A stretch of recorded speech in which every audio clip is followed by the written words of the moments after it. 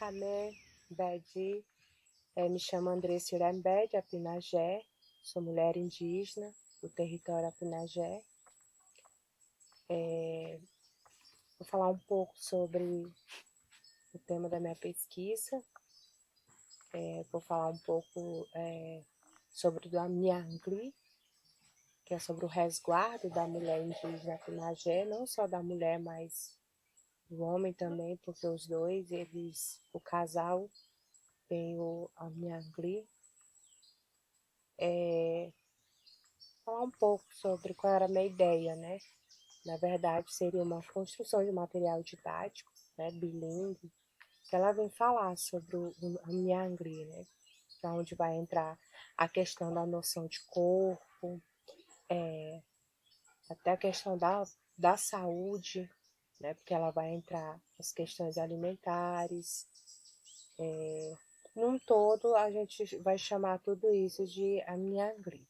Eu estava pensando sobre criar um material didático escrito, por conta das escolas, né? Porque o Amiangri, ele é bastante importante para as mocinhas, né? Porque as mocinhas, as moças, elas começam a se casar muito cedo.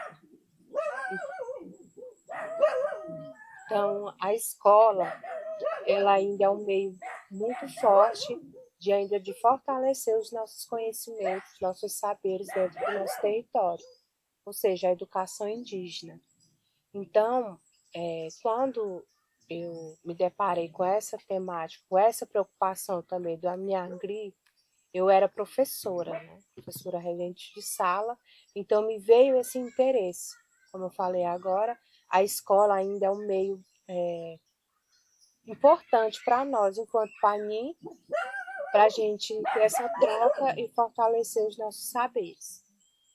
Então, mas quando a gente para pensar nas questões de conhecimento e de aprendizagem, enquanto Panim e Apinagé,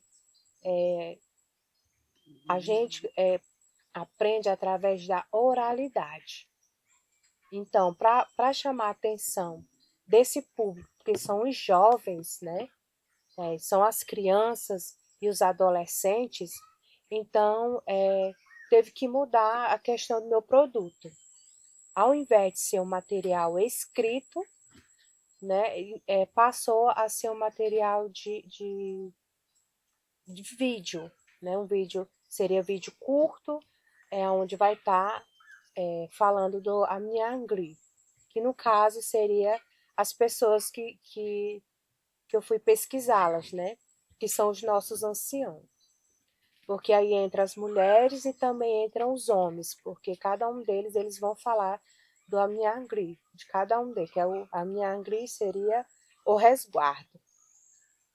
É quando se engravida, né, a partir do momento da gravidez até o momento de ter o bebê. Aí a gente chama de Amiangri. Amiangri. Então, foi dessa forma que foi pensado e a gente chegou numa conclusão que seria bem melhor trazer esse vídeo, porque chama muito mais a atenção, né, dessas crianças e do adolescente, porque são vídeos que vai ser falado na língua, vai ser repassado na própria língua materna, então vai ter melhor entendimento. É como acontece dentro das nossas comunidades, né? Quando a gente quer aprender algo, a gente senta com o ancião e o ancião vai relatando e vai contando as histórias. Então, pensando dessa forma, né, que o Apinagé, a forma de aprendizagem dele, nosso, através da oralidade, então, dessa forma facilitou e seria teria um resultado mais positivo para nós e para mim, enquanto pesquisadora, né? Daquilo que eu quero chegar com tudo isso. Como pesquisadora e como mulher indígena, a gente encontra muitas dificuldades, né? Como eu expliquei agora há pouco, nosso conhecimento ele vem através da oralidade. né? A escrita ainda para nós é algo ainda bastante recente, né? Porque a nossa primeira língua falada é a nossa língua materna, depois vem a língua portuguesa, né? Para as questões de comunicação. Então aí, a partir do momento que, como mulher indígena e pesquisadora, a gente encontra bastante dificuldade, porque no nosso povo, a nossa forma de aprender, a nossa forma de obter conhecimento dentro da nossa cultura, dentro dos nossos saberes culturais, é através da oralidade, né? Então, e assim, a partir do momento que eu me deparo com essa pesquisa, que eu tenho que escrever, que eu tenho que fazer a interpretação, por exemplo, que é uma das nossas maiores dificuldades, porque a nossa primeira língua falada é a língua indígena, depois ela vem a língua portuguesa, né? Claro, a gente reconhece que a gente precisa aprender, porque a gente precisa também obter esses conhecimentos, até mesmo para a gente também pertencer nesse lado do Cupem, através dos conhecimentos, né? A gente precisa ter essa troca de conhecimento. Então, como mulher indígena, eu tenho a dizer que não é fácil, não é fácil. A gente encontra muitos desafios, mesmo que seja algo dentro, porque eu trago uma temática que é dentro do nosso povo. É algo que existe dentro do nosso povo, é algo que é vivido e, ao mesmo tempo, não é tão vivido assim como que tinha que ser, igual antigamente, igual no tempo dos nossos avós, bisavós, né? E quando a gente se depara, né, para fazer essa pesquisa, para ter esse momento de escrita, de leitura, a gente, a gente se depara com essa dificuldade por conta da interpretação, por conta da fala, porque a gente sabe que tudo tem uma formalidade dentro da linguagem do Gupé. Tudo tem uma formalidade. Então, isso acaba, às vezes, como é que eu posso usar uma palavra que pode definir a gente na questão desse tipo de momento? É como se fosse um buraco grande, que você entra e você quer tentar decifrar algo para tentar sair dele. E aí você sente medo porque, como eu falei, dentro da linguagem do Cupem há muita formalidade, há muita questão de interpretar aquilo que você vai ler, aquilo que está escrito. E a partir do momento quando você tem um diálogo, quando você entra no nosso território, que você entra na sua comunidade e que você começa a conversar, você percebe que a gente flui muito mais, né, diante de uma conversa, porque você também não se sente pressionado, né? Você se sente livre, livre para falar, livre para se expressar, e você não tem aquele medo de ter aquela formalidade na fala.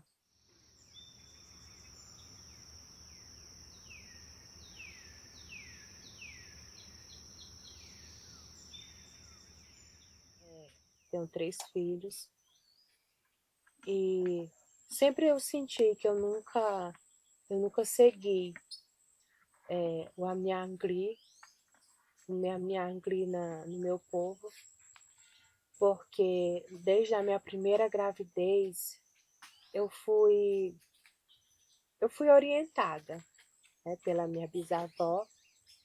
Minha bisavó, ela tinha os conhecimentos dela muito tradicional ainda.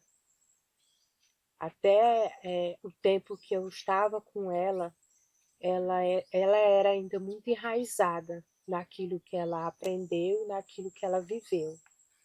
Então, ela passou muito desses conhecimentos para mim, que quando eu engravidei do meu primeiro filho, ela me passou essas orientações, né, de de como eu me alimentar, quais alimentos que eu poderia, que eu não poderia comer, porque o alimento, ele ajuda no processo de desenvolvimento do seu bebê e também no momento mais importante, que é a hora do parto. Porque tem alimentos que ele facilita o parto e já tem outros alimentos que já prejudicam no seu parto. Você não tem um parto rápido, você não tem um parto com menos dor, porque a gente sabe que há muita dor no parto, né? Mas às vezes é um parto rápido e às vezes você não sofre tanto como ela falava, né? E eu posso dizer que dos meus 3 filhos, do primeiro eu vivi um pouquinho só. E na minha pesquisa, a partir do momento quando eu pesquisei essas mulheres, que eu pesquisei os seus companheiros também, porque a partir do momento que elas falam, elas citam os companheiros, né? Porque o nosso Amiangri, a gente fala da gente e ao mesmo tempo fala do nosso parceiro. Porém, eu não tinha meu parceiro, né? E eu lembro que às vezes minha bisavó dizia que talvez meu bebê estava passando por alguma situação por causa do pai. E o pai é cupê. Cupê não tem disso, né? O cupê ele não entende desse nosso Amiangri. E aí, mas eu fui ensinada, sim, no começo, como que eu deveria, porque a partir do momento que você engravida, que você está carregando o bebê, você já começa o seu resguardo naquele momento, né? Você não pode fazer mais muita coisa, você tem que ficar mais tempo descansando, você tem que ficar mais quieta, não pode botar mais tanta força, tem que fazer as coisas mais leve. A questão também, como eu falei, da alimentação, e até mesmo a gente que está em alguns lugares, por exemplo. Eu fui ensinada assim, que a gente não poderia estar, a gente quando carrega um bebê, a gente não pode estar em certos lugares, né? Porque a criança, ela é um ser ainda que precisa de proteção. Então, eu como mãe, eu tenho esse papel de proteger dentro da minha barriga, dentro do meu ventre, que chama, né? Porque tem muito mecaron, né? Megaron mesmo, mecaron ruim. Então, tinha certos ambientes que a gente não podia chegar, porque é como se o nosso corpo ainda está aberto, porque o nosso bebê ele ainda é frágil, ele é sensível, então ele não está preparado ainda. Então, eu tenho que ter esse papel de proteção. Então, tem certos lugares que eu não podia estar. Por exemplo, um velório eu não posso estar, tenho que ficar de longe olhando, não posso estar no mesmo lugar. Em um cemitério a gente não pode ir, né? Se tem alguém que está doente, se eu quiser ver eu tenho que ficar de longe, porque por causa das coisas ruins que eu posso passar para o meu bebê. Porque é como se o nosso corpo ele está aberto. E o do bebê mais ainda, porque ele ainda é frágil, ele ainda está em desenvolvimento. E assim também é o pai, né? O pai também, ele não pode se envolver também em muitas coisas. E o interessante é a conclusão que eu cheguei quando, a partir do momento que eu comecei a ouvir essas mulheres indígenas mais velhas das nossas comunidades, eu percebi que eu não segui de fato a minha Angli, porque quando eu ouvia relatos de a minha Angli Guken, que é que é a quebra do resguardo, né? Ou seja, o resguardo quebrado que a gente fala, eu comecei a me deparar com as doenças que elas falavam, que sentiam, que deixava de sentir. Por exemplo, principalmente a alimentação. Quando muitas citaram os alimentos, os alimentos, né, que podia comer, o que não podia, as que teimaram e comeram, né? E aí eu vi, assim, no relato de cada uma delas, é o que cada uma carregou. E é o que eu sinto hoje. Então eu vejo e sinto hoje na pele, né? No meu corpo físico também, que eu não tive esse Amiagri. Porque também quando a gente é jovem, a gente não se importa muito com o que os mais velhos querem nos ensinar. A gente não dá muito ouvido. A gente acha que aquele alimento não vai fazer mal. A gente acha que aquele ambiente não vai fazer mal. É por isso que eu quis fazer essa pesquisa, porque é algo que a gente não está seguindo mais hoje. É algo que os jovens hoje, eu percebi que tem um aborto enorme hoje. Hoje a gente ouve muito relatos de aborto frequentemente, essa questão do aborto, porque hoje, quando a moça engravida, porque ela ainda é jovem, quando você olha para ela, aparentemente ela é jovem, ela tem saúde, né? Aí, de repente, ela tá grávida e de repente ela perdeu o bebê sem motivo nenhum. Mas a gente sabe do motivo, porque não tem mais o Amiagri como antigamente. Por exemplo, hoje as meninas, elas jogam bola ainda grávida no começo da gravidez. As meninas, elas andam muito de moto, né? E a gente sabe que a gente tem as nossas estradas, não é aquelas estradas asfaltadas, é ainda estrada de chão, de pissarra que a gente chama, que é estrada de chão, né?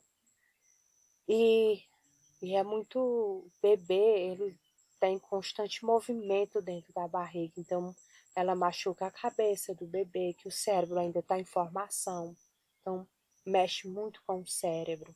Por isso que muitas vezes quando um bebê nasce doente, porque não teve a Amiagri durante a gravidez, que já aconteceu e acontece, e saem muitos bebês doentes, né? E eles falam dessa forma. Os mais velhos falam, porque não teve a Amiagri.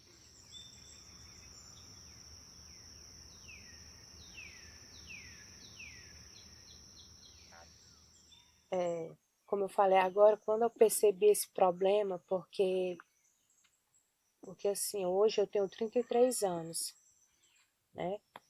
E eu engravidei, eu tinha 14 anos. Só que dos meus 14 para cá, eu percebi que teve mudanças assim muito rápidas. Teve mudanças assim que eu acho que não era para ser assim, né? Então, assim, ou seja, é como se, como eu expliquei, ainda naquele meu tempo, quando eu engravidei, não tinha isso ainda, de tanto aborto, por exemplo. Era muito raro ainda. Só que de um tempo para cá isso chamou minha atenção. Porque eu lembrava do que minha bisavó dizia. Minha bisavó, nós chamava ela de vó, do que ela me dizia. Então isso foi me intrigando. Até porque eu tive 3 filhos e minhas 3 gestação foi diferente e eu tive complicações, né? Então isso eu comecei a pensar um pouco. E olhar essas meninas, principalmente aqui na minha aldeia, que é a Butica, a gente tem várias outras aldeias ao redor aqui da Butica, perto. E quando eu ouvia dizer, é porque aqui quando sempre alguém aparece grávida, todo mundo compartilha, né? fulano tá grávida, fulano engravidou, casou, já engravidou, já tá com poucos meses. Aí a gente percebe, a gente começa a conversar, fulano tá grávida, mas ainda tá andando de moto, joga bola, não tem medo de machucar o bebê. Aí de repente aborta. Aí de novo, aí aparece uma outra grávida e de repente, não, abortou, não tá em sangramento, não foi para ter atendimento no hospital porque tá sangrando. Aí isso me chamou muito a atenção, o porquê. Aí eu comecei a conversar com a minha mãe. Ela é minha avó, mas como ela me criou, eu chamo ela de mãe. Eu perguntei para ela assim, eu questionei, né? Que eu achava isso errado, porque estava tendo muito aborto. Será por quê? Aí minha mãe começou a falar. É porque hoje vocês não têm resguardo, é porque hoje vocês vocês engravidam e, e quer fazer as coisas como se não tivesse grávida. Aí eu perguntei, mas antigamente tinha muito aborto? Não, não tinha. Se acontecesse, era por algo mesmo assim, da pessoa, que a pessoa podia estar doente. Mas assim, não, porque antigamente, aí ela começava a me explicar, até no período da menstruação. Porque na menstruação, a gente também tem que ter o nosso amiangli. A gente tem que ter. E isso não acontece mais. Por exemplo, se você está menstruada, você não pode lavar o cabelo. Você não pode pentear o cabelo, né? Então, assim, a gente vê que isso não acontece. Não pode comer toda a coisa, né? E aí, então, surgiu essa minha vontade de querer entender e de querer ouvir os anciãos em relação a isso. Porque eu queria entender e eu queria saber se realmente o que estava me preocupando e o que os meus pensamentos em relação a isso, até porque pela que a minha avó me ensinou, se fazia sentido. Eu queria entender e eu ainda quero entender. Aos poucos eu estou tendo essa compreensão, como eu falei, eu já estou tendo essa conclusão, né?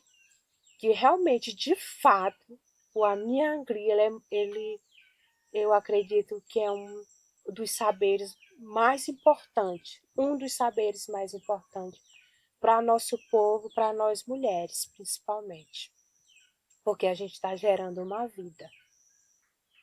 E muitas vezes ela é interrompida por algo que talvez eu não quero ouvir minha mãe, eu não quero ouvir minha avó, meu avô, né?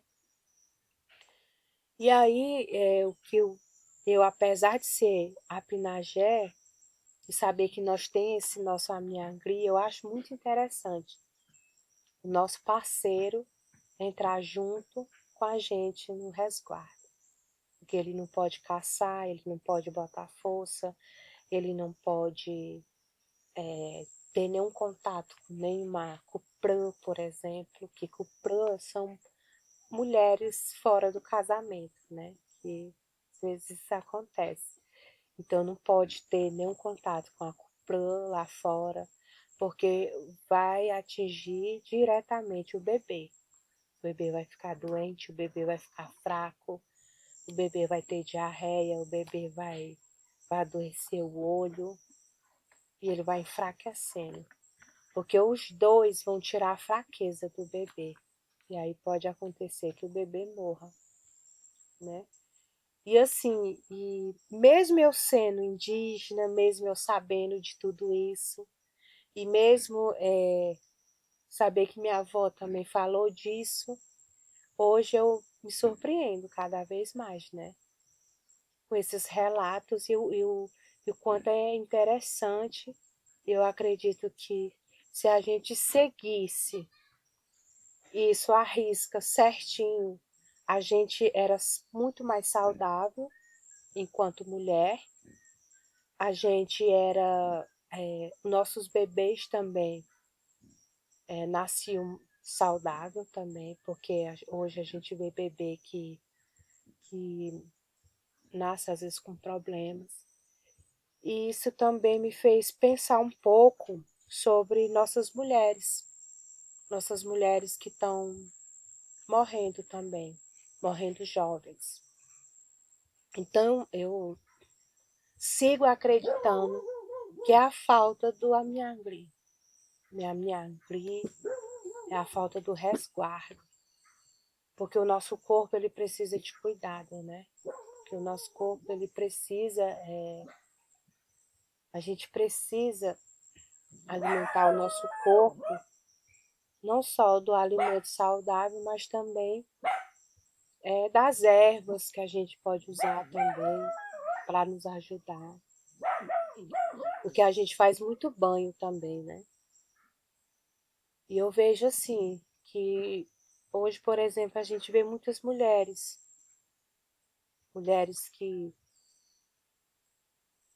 dá muito câncer no útero, por exemplo. A gente pode chegar a pensar isso, né? Que é por conta também desse que não teve o resguardo. Aí vai gerando uma doença, vai indo, né? Porque a gente sabe que o nosso útero ele é frágil, né?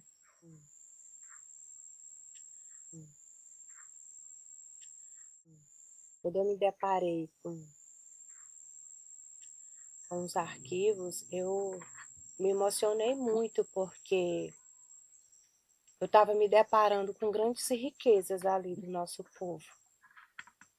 Eram tempos que era o tempo da minha bisavó, do meu bisavô, era o tempo que eles eram jovens, era um tempo da minha avó, né? Era tempo do meu avô também jovem. Então, quando eu tive esse primeiro contato com o arquivo, eu olhei, eu falei assim, a nossa história está aqui. Talvez aquilo que a gente não vivencia mais hoje, mas eles estão aqui e a gente pode trazer de volta para os tempos atuais, né? O nosso tempo atual. Porque a interferência foi tão grande que a cada tempo que passa, a gente mesmo está deixando nossa cultura morrer, nossa cultura está se acabando, né? Aos poucos. E quando eu me deparei com a foto da minha bisavó, para mim foi uma emoção muito grande porque me trouxe lembranças. Eu não esperava ver, né? Quando eu fui olhando aquelas fotos, vendo aqueles arquivos, aquelas pessoas, aqueles momentos, que teve momentos culturais naquele tempo, as vestes, como que era pouca roupa, né? O corte de cabelo era diferente. A gente via que era diferente aquele tempo, né? A forma deles estar posicionado nas fotos. Aí quando eu chego e vejo a foto da minha avó, da minha bisavó, que é a Ndinhoquá, quando eu vi assim, me veio muitas lembranças, né? Eu me emocionei muito porque quando eu olhei para ela, eu senti uma emoção porque fica a saudade, né? Mas me deu um aperto assim, no meu coração, porque ela era, digamos, um arquivo vivo que nós tínhamos em casa, né? Que a gente tinha tudo para aprender. E quando eu olhei para ela, eu vi assim que eu deixei o tempo passar, eu deixei o tempo morrer junto com ela, né? Porque ela brigava comigo, ela falava, Irembete, vem!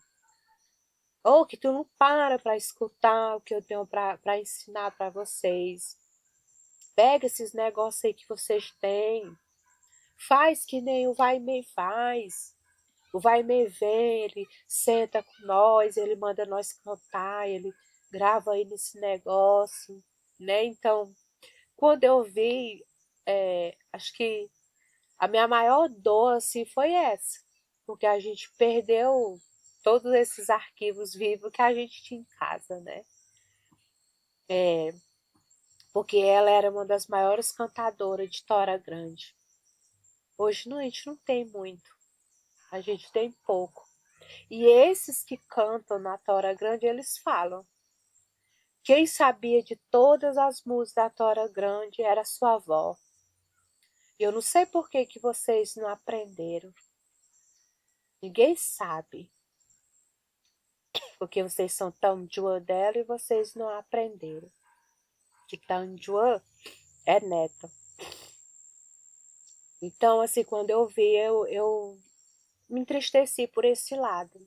Porque conhecimento dela, se a gente tivesse se interessado, a gente tinha obtido todos eles e hoje talvez eu era mais participativa nos eventos, talvez hoje eu tinha o que passar para os meus filhos, porque eu tenho uma das minhas filhas, que é a minha mais nova, a caçula, ela gosta de cantar na língua, ela gosta de dançar, ela gosta de participar.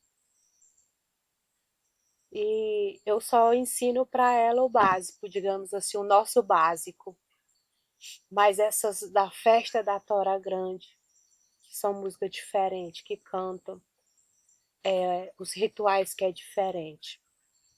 Hoje eu posso lembrar desses rituais porque eu acompanhei muito minha avó, acompanhei muito ela, então eu sei longe, assim, eu sei do ritual, mas não das cantigas, né?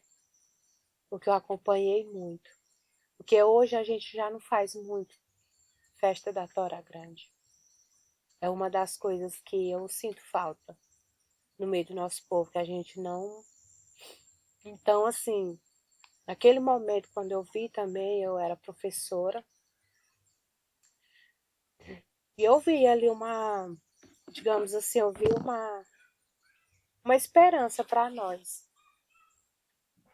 Eu vi que nem tudo estava perdido para nós, ali era o meio da gente pesquisar, da gente correr atrás, da gente conhecer aquele tempo, o que era aquele tempo, igual rituais que tinham, momentos que tinham, porque tem um momento também muito importante que acontece dentro da festa da Tora Grande, que é o Iponhotuane.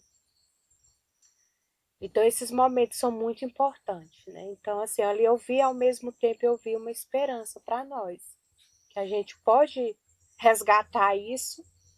Como eu falei, a educação indígena ainda é uma salvação para nós, porque nós, enquanto professor Panim, a gente leva para a escola para a gente fortalecer nossas crianças, com esses saberes, para eles crescer, para não deixar isso morrer. Quando eu me deparei com os áudios do Grossinho, fala exatamente sobre Mianglian, né, que é o do resguardo. E tudo está envolvido, né? Quando eu escutei o áudio dele que fala sobre o Vai Negar Pran, que é Tintum, né, que é Deus, fala dos animais de pena, né? Animais que tetude, que é aqueles animais que tem muito sangue, igual ele falou. Os que tem muito sangue não faz bem para as mulheres.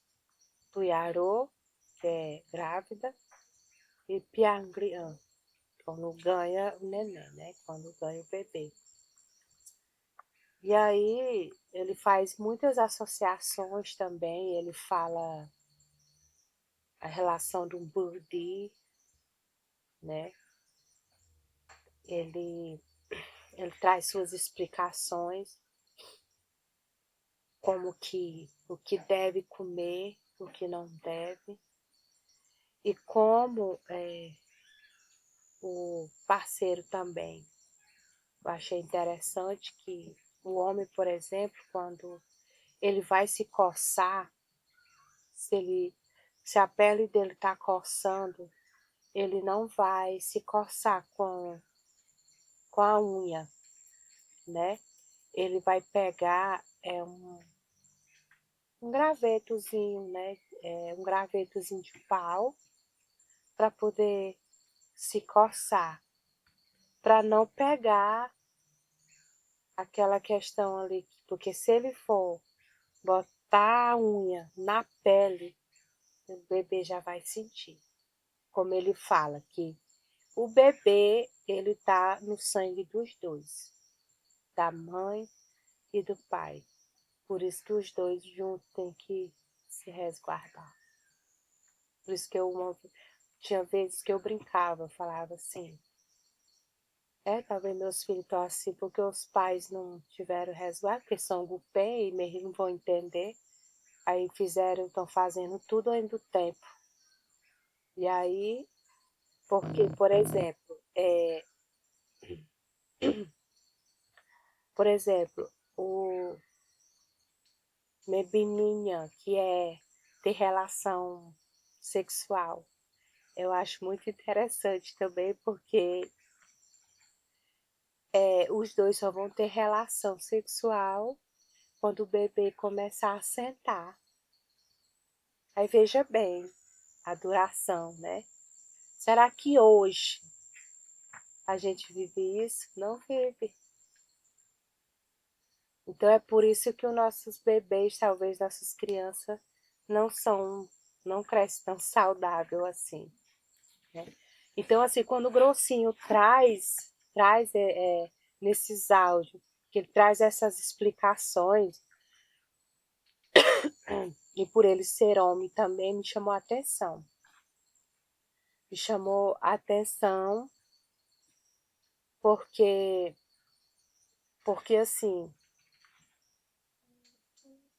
ele tem todo aquele conhecimento. Então eu pensei assim, ele seguiu bem a minha Gri junto com a esposa dele, para ele ter também todo esse conhecimento, né? Porque na época ele era o Baí, era cacique, ele era, ele era uma grande liderança, então assim, ele tinha, ele tinha todo esse conhecimento, então isso me chamou a atenção e me faz ainda querer seguir em cima dessa temática, né? Porque quando eu pensei nessa temática, quando eu pensei sobre isso, e depois que eu ouvi os áudios, eu falei assim, não tem como eu fazer uma outra coisa a não ser essa temática, porque isso para nós é um bem muito, muito importante, né?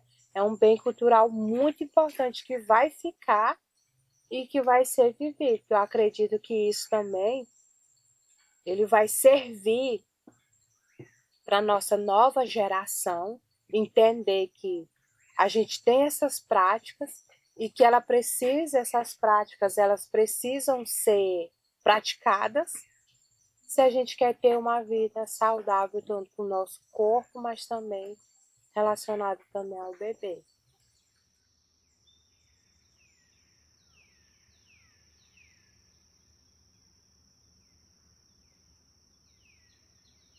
Bom, essas mulheres que eu decidi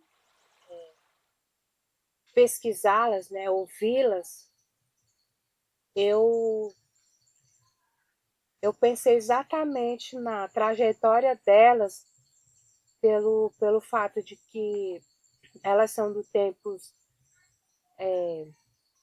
mais antigos do que nós, elas são ainda dos tempos que as práticas, esses tipos de práticas eram mais vivenciadas, porque elas vivenciaram isso, elas viveram isso, e também são mulheres que carregam muitos conhecimentos tradicionais, né? Então eu foquei muito nessas mulheres por conta disso. Por exemplo, Começar pela minha mãe, que ela carrega muitos conhecimentos, porque ela aprendeu muito da mãe dela, ela vivenciou muito esse tempo, inclusive ela vivenciou muito aquele tempo desses arquivos que hoje está no CPDOC. Ela passa isso para mim no meu dia a dia, que a gente conversa muito, a gente tem muito diálogo. Porque sempre quando eu tenho dúvida, eu pergunto, eu questiono, a gente às vezes questiona, às vezes a gente discorda, mas assim, eu aprendo muito. Porque ela ainda, dentro da minha casa, ela ainda que sabe muito, junto com meu pai, né? E aí eu escolhi a...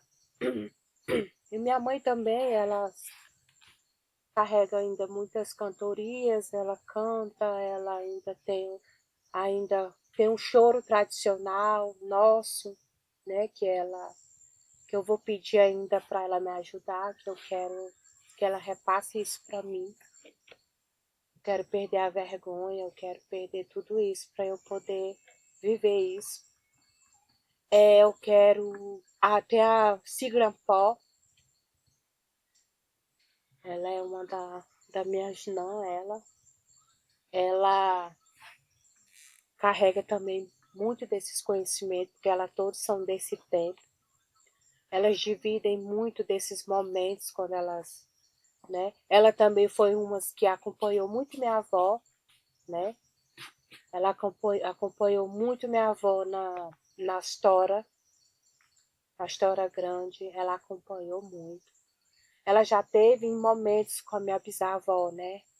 Desses tempos de patora grande, de ter cantoria. Ela mesma, quando queria saber de uma coisa, ela vinha na minha bisavó perguntar sobre nomes, como que fazia, né? Então, e ela foi uma, né, das minhas escolhas para minha ouvir, porque ela é desse tempo. E aí, então, eu fui partir para a Raimunda, a Pron.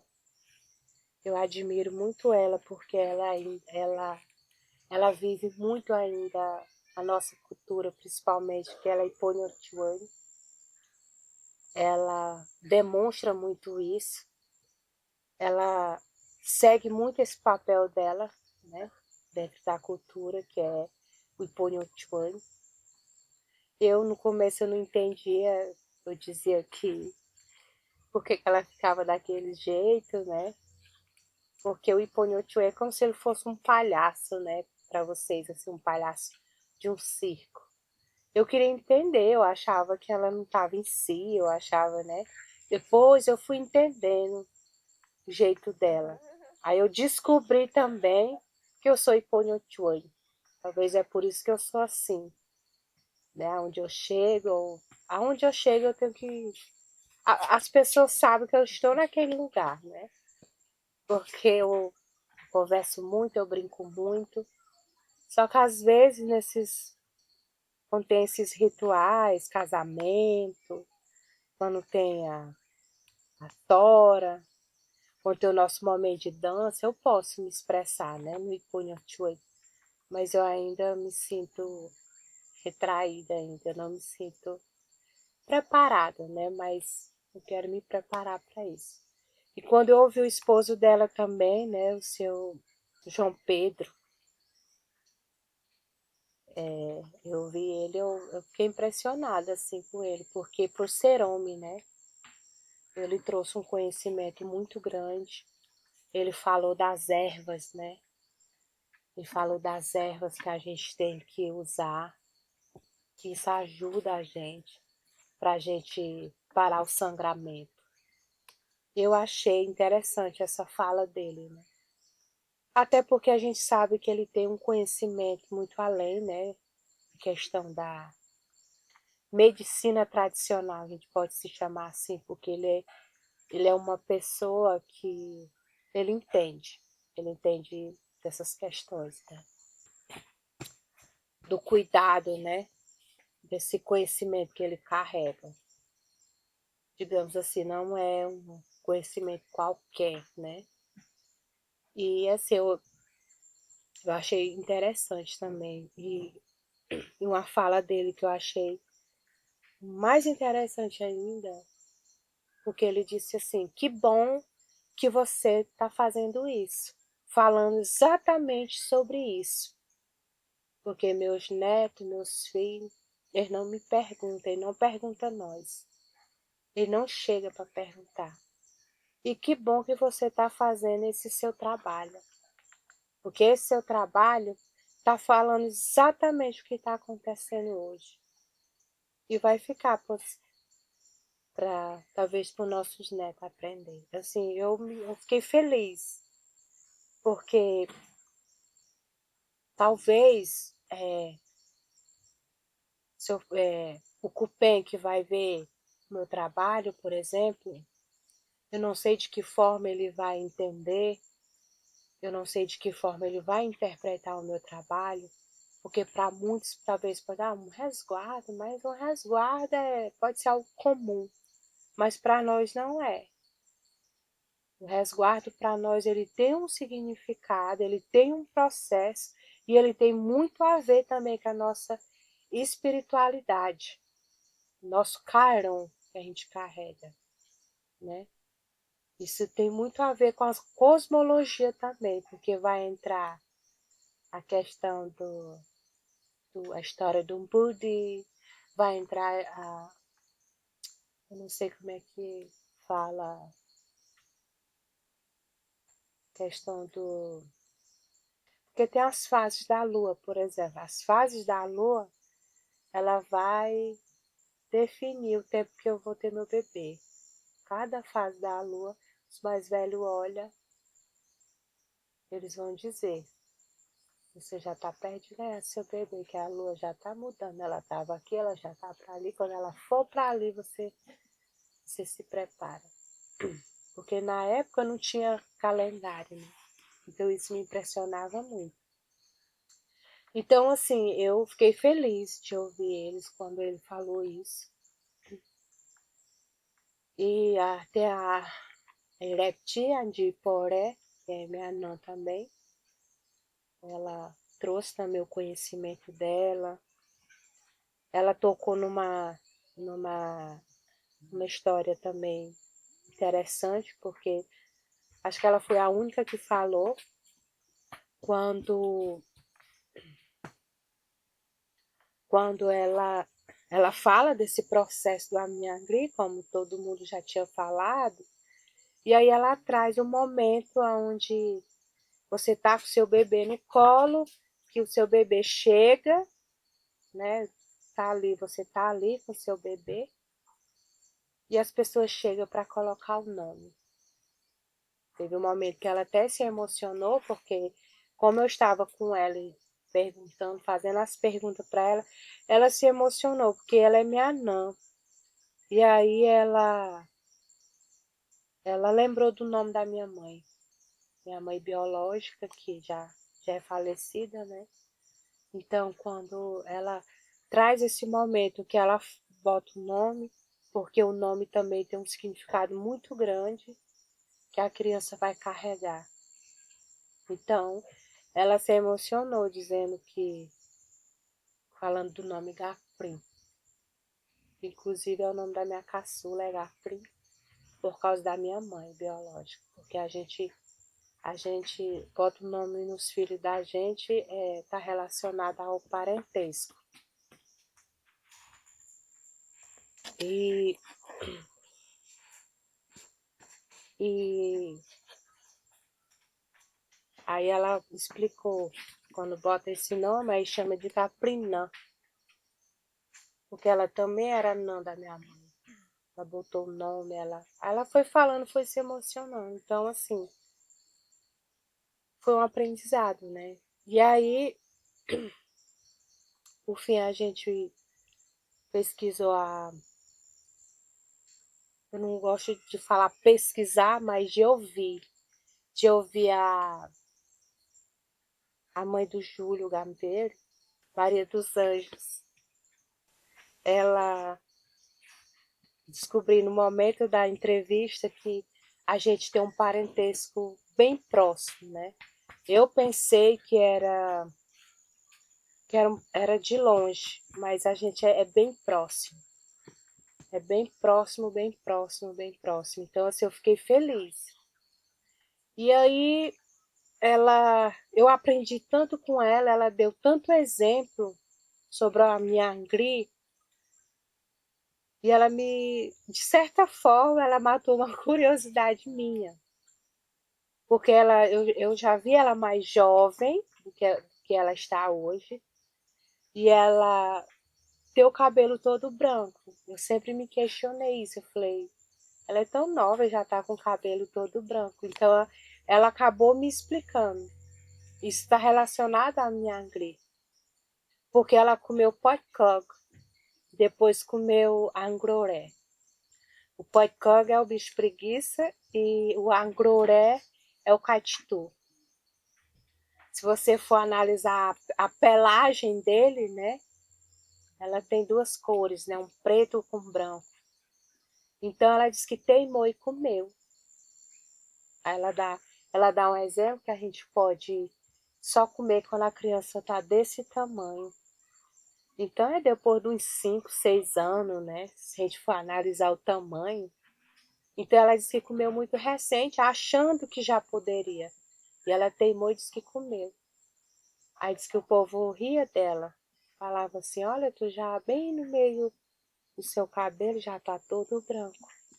Ela disse que você já tá de neném ainda, você ainda já ainda tem filhos, ainda tá, e você já tá com o cabelo todo branco.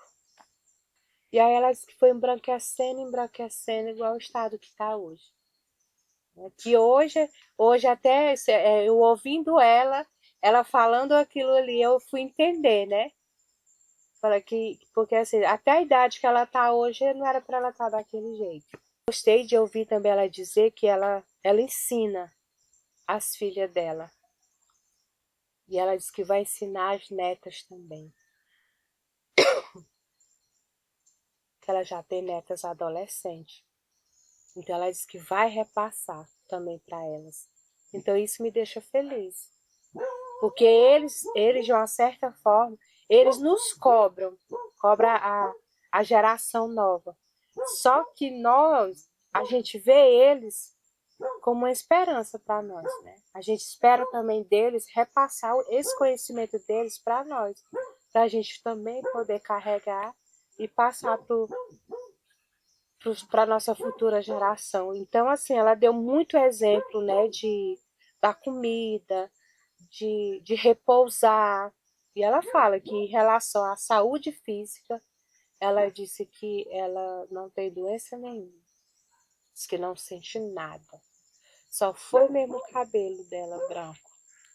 Então, assim, foi eu achei interessante de ouvir todos eles, de ouvir eles, de eles passar esse conhecimento, eu aprender ainda muito mais. Eu ainda sou jovem, eu não sei se eu vou ter outra gestação, outra gravidez, mas eu cheguei a pensar se eu chegar a esse momento, eu acredito que eu estou mais preparada, digamos assim, apesar de eu ter 3 filhos. Mas é uma hipótese. E assim, e saber assim que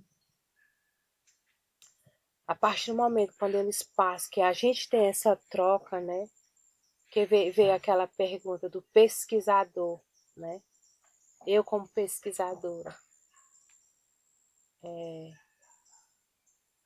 por um certo momento essa palavra ela ainda não cai a ficha assim para mim, né? Que eu seja uma pesquisadora, né? Mas eu acho que de fato, acho que nós quanto panim, a partir do momento quando a gente tem esse interesse de perguntar, esse interesse de buscar, a gente já se torna, né? E porque a gente tem essa preocupação de deixar para a nossa futura geração, porque a gente vê outros povos, por exemplo, que perderam, e a gente não quer chegar a esse ponto, de não perder a nossa língua, que a gente fala ainda bem fluente. A gente ainda vivencia alguns ainda momentos ainda culturais, mas a gente precisa de mais, a gente precisa de muito ainda. E esses arquivos, ela foi um ponto de partida para nós, de esperança, né? De dizer assim, não, nada está perdido ainda, a gente pode conseguir. Então, tanto eu como meus outros colegas que também estão no mestrado e doutorado, eles estão, cada um deles, eles estão trazendo uma temática diferente também, né? Não só dentro dos arquivos, mas também dentro da nossa realidade, o que nós estamos vivenciando. Então, tudo isso para nós é um bem, né? É um bem cultural forte que precisa ser, precisa estar intacto ainda, né? E eu acredito que com a influência da escola, da saúde, a gente consegue. A gente consegue, a gente consegue também fortalecer ainda mais como a gente tem fortalecido. Eu acredito que o estudo ele está abrindo, né, essas portas para a gente. Esse estudo ele está trazendo esse direcionamento, esse interesse da gente querer também estudar sobre o nosso povo. Isso, Cristino Gotum, eu fiquei muito, eu vou dizer, honrada de entrevistá-lo, porque ele é um dos que eu pesquisei o mais idoso de todos eles, né? É ele. E de saber que ele está bem lúcido, né? Ele está lúcido, ele assim, ele soube falar comigo do que eu perguntei, né? Ele, ele reconheceu algumas pessoas, porque teve um momento de foi mostrado as imagens para ele, também fotos que ele não tinha visto. E ali o que eu achei interessante, que ali todos os netos e filhos dele estavam ao redor dele, né? E eu ouvi ele falando sobre a minha Angli também, falando daquele tempo, como que era. Eu aprendi muitas outras coisas com ele também nesse momento, porque ele falava do Amiangri, teve um momento que ele falou tudo isso para mim, mas também ele falou de histórias, quando que o nosso povo ainda não vestia roupa, como que era, falou de conflitos, de guerras que tinham, né? Que antes também não tinha esse tanto de aldeia, não era tanto, não tinha tanto indígenas como tem hoje, porque hoje a gente tem 3.000 e pouco. E eu aprendi muito com ele, muito. Eu acho que ele, assim, ele trouxe, acho que para minha pesquisa, assim, um despertamento para mim, porque eu vi a lucidez dele ser tão grande pela idade que ele tá, e ele falar, e os netos falar assim, olha, ele fala tudo. Todas as pessoas que estão nessa foto, ele fala quem são, como viveu. Então aquilo ali chamou minha atenção, porque ele conversa com os netos, ele ensina os netos, ele ensina os mais velhos, os filhos, né, que são já adultos. E ele também fez uma fala dizendo que naquele tempo não tinha tantas coisas igual tem hoje, né? Que hoje, acho que as coisas que tem hoje é que tem feito com que a gente seja assim, né? A gente não quer seguir tanto a nossa cultura. Né? Ele citou, por exemplo, a bola, que antes não tinha bola, hoje já tem bola demais. Antes não tinha transporte, hoje já tem muito, né? Então, assim, ele trouxe muitos exemplos importantes, né? Para concluir a minha fala sobre essas entrevistas, sobre essa minha pesquisa, toda essa percepção que eu tive em relação a tudo que eu ouvi, eu, eu quero dizer que, primeiro, que eu aprendi muito, muito. Eu acredito que, por mais que eu seja panim desse mesmo povo, a Pinagé, eu nunca vou saber tanto como eu aprendi nesse, nesse período de entrevista que eu fiz com eles. E saber que eles carregam todo esse conhecimento. Com essas entrevistas, com o que eu ouvi, eu quero dizer assim, que eu acho que eu nunca estive enganada naquilo que me incomodava. Que era o quê? Que eu não segui o Amiangri dentro da nossa cultura, dentro dos nossos saberes. Saber que esse Amiangri, esse resguardo, ele tem um papel importante nesse processo, né, de desenvolvimento, tanto da criança, né, porque a gente está falando do Amiangri, Mepiangrian, que é o momento de ter o bebê, e saber também que eu não eu não segui, eu não segui o resguardo do meu povo. Isso me faz pensar também e entender também a fala deles, o que eu sinto hoje, o que eu estou passando hoje, o que meus filhos estão passando, né? Como eu falei, tem muito a ver com a cosmologia, né? Está muito relacionado à natureza, de fato, porque tudo que é envolvido para o nosso povo, a Pinagé, está relacionado à natureza. Então eu chego à conclusão que quando eu ouvi todos eles falar, eu saí mais convicta mesmo que eu não segui. Eu não segui o nosso Mepiangri, e saber que eu poderia ter passado por esse processo, talvez eu teria sofrido menos, porque eu tive partos bastante complicados, né? Eu tive bebês muito grandes também, que eu lembro que minha avó falava. Falava para mim ter cuidado na minha alimentação, ter cuidado quando eu ia descansar também, para não descansar muito, né? Que eu tinha que me movimentar também, porque senão na hora do parto eu ia sofrer muito. Porque eu tinha uma vontade de ter meus bebês dentro da aldeia, porque a gente tem esse momento também dentro da aldeia, porque a gente tem parteira, inclusive minha bisavó era parteira. E, né, a gente tem, aqui tem todo um processo.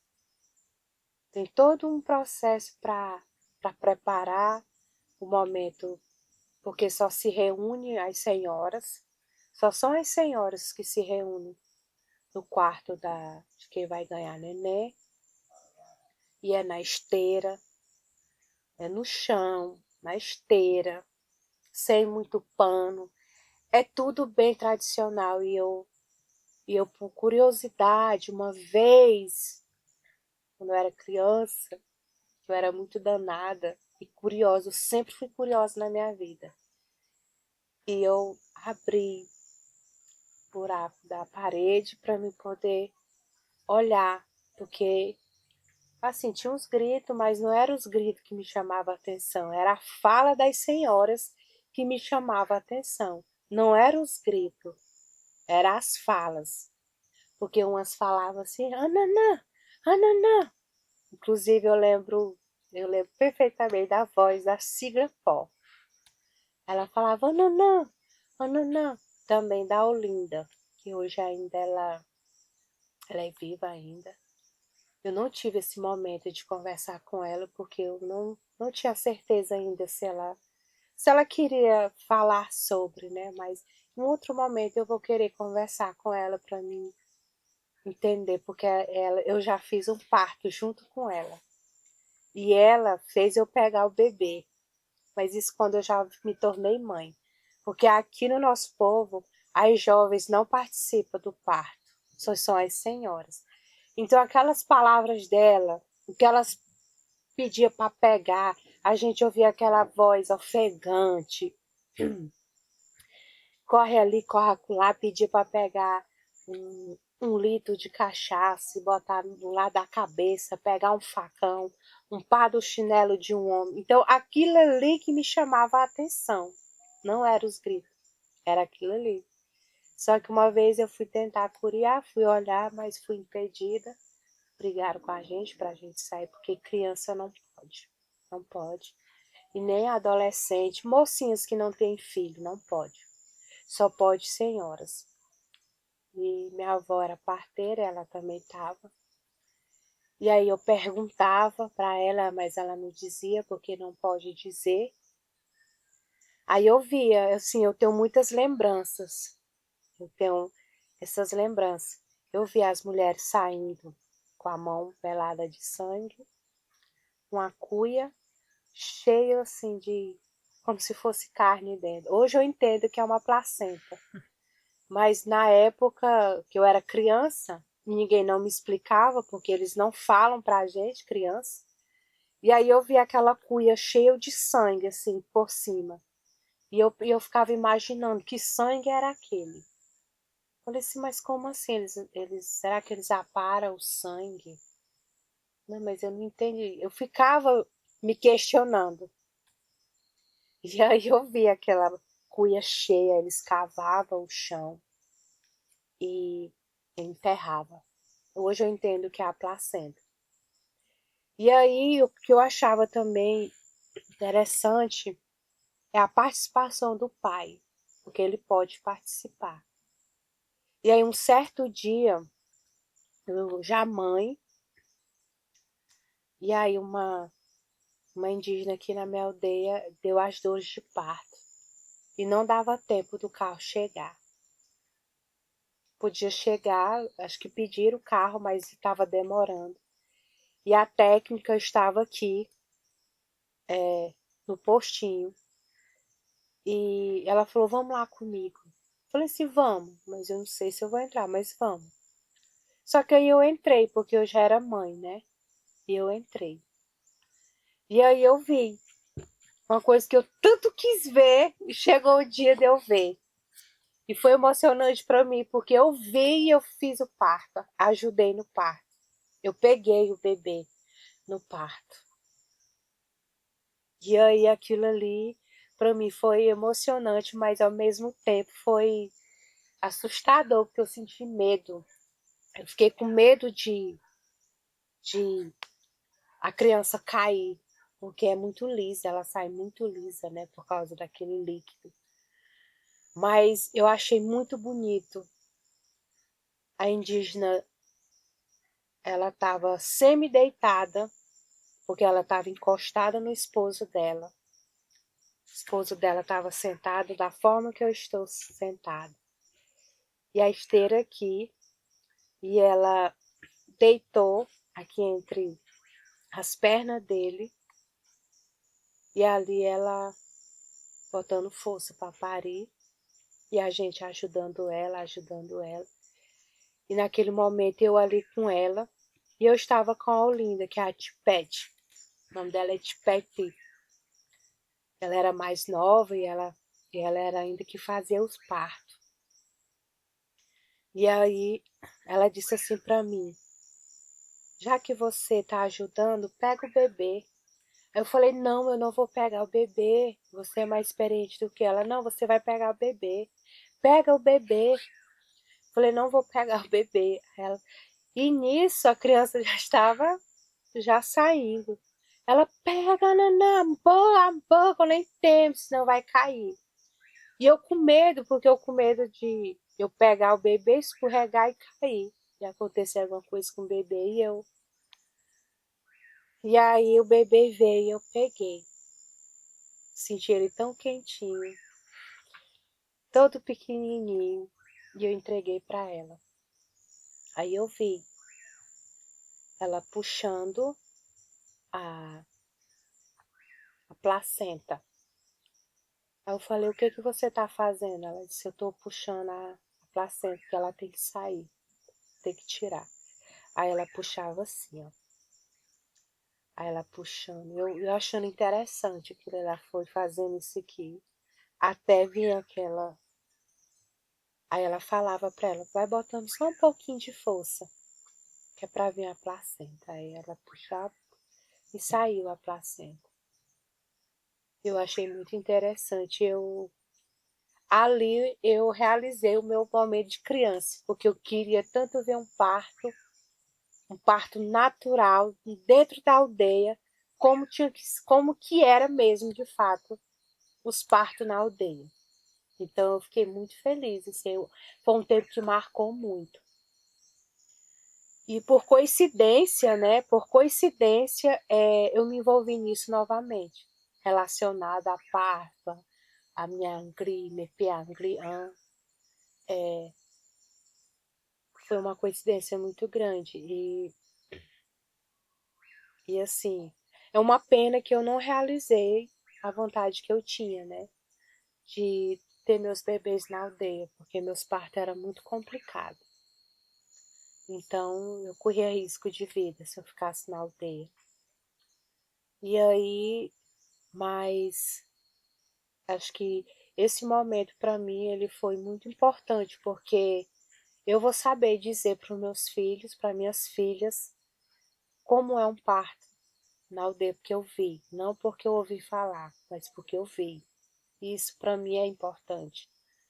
Então, assim, o que eu tenho a dizer desse meu processo acadêmico de pesquisadora, de indígena, e ainda pesquisar meu próprio povo, eu que podem dizer assim: ah, mas ela está pesquisando sobre o próprio povo dela, então se é fichinha para ela, porque eu já ouvi isso no meu tempo de graduação, né? Ah, ela vai falar de indígena, isso aí ela vai tirar de letra. Não é bem assim, porque a gente, por mais hoje, a minha experiência por mais que eu ouço um ancião falar do que é nosso, do que a gente vive, mas a gente sempre se surpreende com essas falas dele, né? A gente se surpreende porque eu particularmente, eu vejo assim, realmente, eu nunca sei tudo. E ter esse momento de aprender, de ter esse conhecimento, de poder ter essa oportunidade, ela me faz me tornar mais confiante naquilo que eu quero fazer. E uma forma de para a gente fazer dessas nossas histórias resistência para a nossa cultura. É porque é uma forma de resistência. Né? Acho que essa é a palavra. Então, como mulher indígena, eu me sinto orgulhosa, não só de mim, mas do meu povo.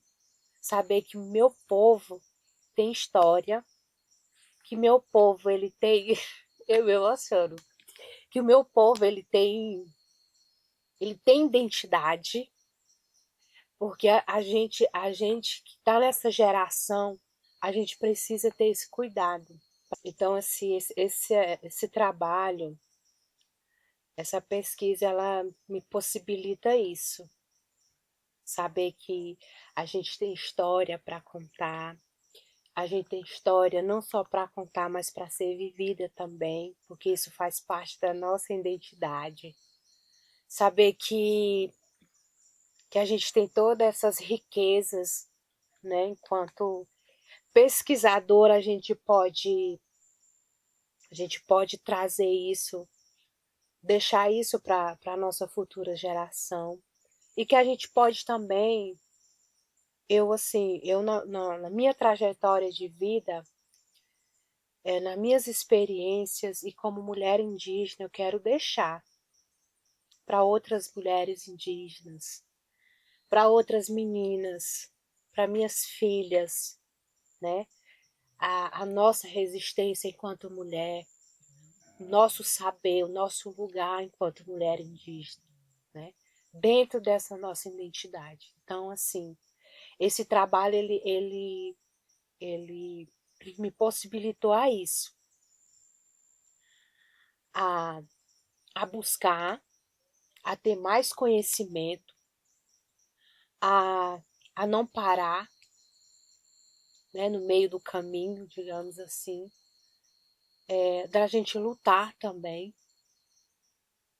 E acho que é isso. E é isso que eu quero deixar também dentro do meu trabalho para o meu povo.